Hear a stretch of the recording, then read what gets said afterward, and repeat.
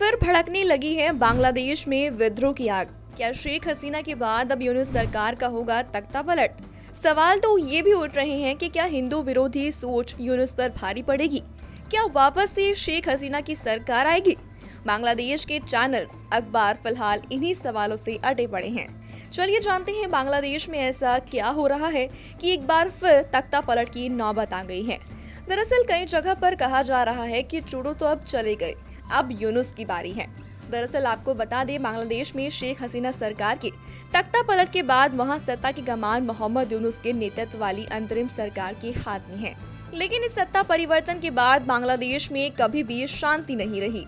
छात्र आंदोलन से भड़की तख्ता पलट की आग ने अल्पसंख्यक हिंदुओं की जिंदगी नर्क बनाकर रख दी है। ऊपर से कट्टरपंथियों की भड़काऊ बयानबाजी से भारत के साथ बांग्लादेश के रिश्ते कड़वे होते जा रहे हैं। अब बांग्लादेश में एक बार फिर स्थिति फिर से बेकाबू होती दिख रही है। यूनुस सरकार के खिलाफ छात्र सड़कों पर आ रहे हैं। फिर से वैसा ही माहौल बन गया है जैसा हसीना के तख्ता पलट के दौरान पिछले साल था।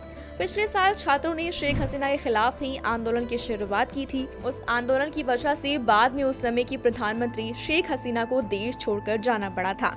ऐसा इसलिए कहा जा रहा है क्योंकि बांग्लादेश में छात्रों के आंदोलन की वजह से फिर बवाल मच गया है। रविवार को छात्रों ने मोहम्मद यूनुस की आवाज पर ही धावा बोल दिया है। समझा बुझाकर उन्हें किसी तरह शांत कराया गया। इसके बाद हजारों की संख्या में छात्र रेलवे ट्रैक पर बैठ गए। कई ट्रेनों को रोक दिया गया। इसके बाद यूनुस की अंतरिम सरकार ने ढाका की मोहाखाली में सेना की 4 टुकड़ियों को तैनात कर दिया। असल में बांग्लादेश के एक अंग्रेजी अखबार के मुताबिक एक प्रदर्शनकारी अमीनुल इस्लाम ईमान ने कहा कि मौजूदा सरकार जुलाई आंदोलन में घायल और मारे गए लोगों की खून से बनी है। अब प्रदर्शनकारियों की मांग है कि छात्र आंदोलन में घायल हुए प्रदर्शनकारियों का सही इलाज, पुनर्वास और उनको आधिकारिक मान्यता दी जाए। छात्रों के प्रदर्शन सोमवार से शुरू हो गए थे। ढाका के टोडीमीर कॉलेज के छात्र इसे यूनिवर्सिटी का दर्जा देने की मांग कर रहे हैं। सोमवार को ही कॉलेज के छात्रों ने उग्र प्रदर्शन शुरू कर दिया था। रिपोर्ट्स में कहा जा रहा है कि बांग्लादेश में एक बार फिर छात्रों का ये आंदोलन बड़ा रूप ले सकता है। छात्रों का कहना है कि मोहम्मद यूनुस की सरकार भी देश और छात्रों के लिए कुछ नहीं कर रही है। शनिवार को छात्र मोहम्मद यूनुस के आधिकारिक गेस्ट हाउस जमुना पहुंच गए थे, जहां पर छात्रों को रोक दिया गया, जिसके बाद वो रविवार को धरने पर बैठ गए। छात्रों का कहना है कि इस अंतरिम सरकार में भी तानाशाहों को मौका मिल रहा है। छात्रों का ये भी कहना है कि वो अपना राजनीतिक दल बनाएंगे। हालांकि इस पर यूनुस का कहना है कि उन्होंने सुधारों के लिए आयोगों का गठन कर दिया है। रिपोर्ट आने के बाद कार्यवाही तेज की जाएगी।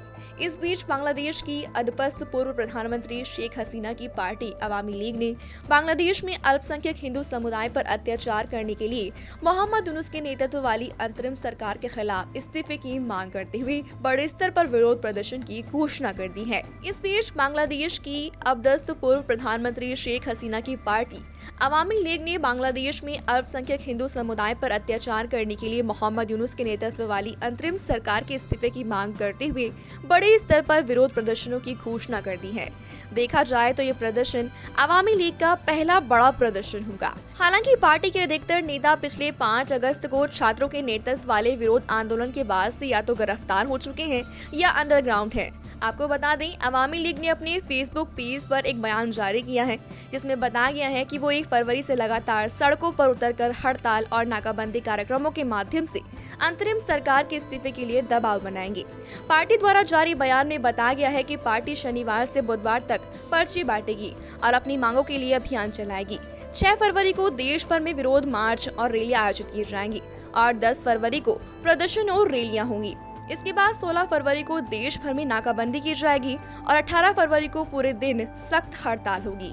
साथ ही पार्टी ने हसीना और अन्य नेताओं के खिलाफ हत्या, अन्य आरोपों को वापस लेने की भी मांग की है, जिन्हें हास्यास्पद मुकदमे में करार दिया गया है। आपको बता दें, पार्टी ने पहले 10 नवंबर को विरोध शुरू करने की योजना बनाई थी, लेकिन इसे लागू नहीं कर सकी। अवामी लीग 5 अगस्त के बाद काफी हद तक निष्क्रिय रही, जब शेख हसीना विद्रोह के बाद भारत भाग गई थी। फिलहाल बांग्लादेश में हालात खराब होते जा रहे हैं। मौजूदा यूनुस सरकार सवालों के घेरे में है। इन दिनों बांग्लादेश में उच्च पेंशन और अन्य लाभ दिए जाने की मांग को लेकर भी रेलवे कर्मचारी हड़ताल पर हैं। इसके चलते ट्रेनों का संचालन बंद हो गया है। यात्री और मालगाड़ियों को रद्द कर दिया गया है। हड़ताल के चलते हजारों यात्रियों को परेशानी का सामना करना पड़ रहा है। यात्री स्टेशनों पर बसों का इंतजार करते हुए नजर आए। इसी के साथ ही माल परिवहन भी प्रभावित हुआ है। साथ ही मामले में बांग्लादेश रेलवे रनिंग स्टाफ और कर्मचारी यूनियन के कार्यवाहक अध्यक्ष सैदुर रहमान ने कहा कि मांगों को लेकर सोमवार देर रात को मोहम्मद यूनुस के नेतृत्व वाली अंतरिम सरकार के साथ बैठक हुई थी, लेकिन मांगों पर सहमति नहीं बन सकी। रहमान ने कहा कि जब तक सरकार हमारी मांगों को मान नहीं लेती है तब तक हड़ताल जारी रहेगी। इस तरह से चारों तरफ हो रहे प्रदर्शनों और विरोध को लेकर अब बांग्लादेश की यूनुस सरकार भी डरी हुई है और डर की पहली बड़ी वजह है बांग्लादेश में छात्रों का आक्रोश, दूसरी वजह है छात्रों के साथ जमाते इस्लामी और तीसरी वजह है भारत की कूटनीतिक ताकत। मोहम्मद यूनुस की घबराहट पिछले दिनों एक इंटरव्यू में भी सामने आई थी। अब एक बार फिर छात्र सड़कों पर हैं और इस बार निशाने पर है मोहम्मद यूनुस की अंतरिम सरकार। कहा जा रहा है कि जो छात्र अब सड़कों पर हैं वो मोहम्मद यूनुस की सरकार के पिछले फैसलों से नाखुश हैं। यूनुस राज के इन फैसलों में देश के नाम बदलने और संविधान को बदलने का ऐलान भी शामिल है। ऐसा भी कहा जा रहा है कि बांग्लादेश में जो छात्र आंदोलन करने के लिए आगे आ रहे हैं उनके पीछे जमाते इस्लामी का हाथ है। बताया तो यहाँ तक जा रहा है कि छात्रों के इस आंदोलन को अब्दुल हन्नान नेतृत्व कर रहा है। आपको बता दें, बांग्लादेश में जब शेख हसीना के खिलाफ आंदोलन शुरू हुआ था उस दौरान भी अब्दुल हन्नान काफी एक्टिव था। आप देख सकते हैं कि बांग्लादेश में एक तरफ विद्रोह की आग भड़ती जा रही है, दूसरी तरफ मोहम्मद यूनुस भारत की कूटनीतिक ताकत से भी डर रहे हैं। यूनुस का डर और तब बढ़ गया जब कनाडा के प्रधानमंत्री जस्टिन ट्रूडो ने अपना इस्तीफा सौंप दिया। दरअसल कनाडा के प्रधानमंत्री जस्टिन ट्रूडो को भारत से उलझना भारी पड़ा। जस्टिन ट्रूडो को लगा था कि खालिस्तानियों के पक्ष में खड़ी होकर वो अपनी सरकार को बचा लेंगे। उनको लगा था कि भारत पर झूठे आरोप लगाकर वो हीरो बन जाएंगे, लेकिन उनके देश के लोग जान गए हैं कि जस्टिन ट्रूडो झूठे थे और भारत सच्चा। और आखिरकार जस्टिन ट्रूडो को सत्ता से बेदखल होना पड़ा। जाहिर है मोहम्मद यूनुस को भी पता है कि उन्होंने कट्टरपंथियों के दबाव में आकर हिंदुओं पर जो जुल्म किए हैं उससे भारत में जबरदस्त गुस्सा है। इसके साथ ही खुद मोहम्मद यूनुस और उनके मंत्रियों ने भी भारत के खिलाफ जो तल्ख तेवर दिखाए हैं उस बड़बोलीपन का खामियाजा कभी न कभी बांग्लादेश को भुगतना पड़ सकता है। जैसा एक बार मालदीव में मोहम्मद मुइज़्ज़ू के मंत्री आपे से बाहर हो रहे थे, उसके बाद कुछ ऐसा हुआ था कि सबको सार्वजनिक माफी मांगनी पड़ी थी। खैर, ये थी बांग्लादेश के मौजूदा हाल की तस्वीरें। इस पर आपकी क्या राय है कमेंट बॉक्स में बताएं। हम फिर मिलेंगे आपसे एक ऐसी ही नई इंटरेस्टिंग वीडियो के साथ। शुक्रिया।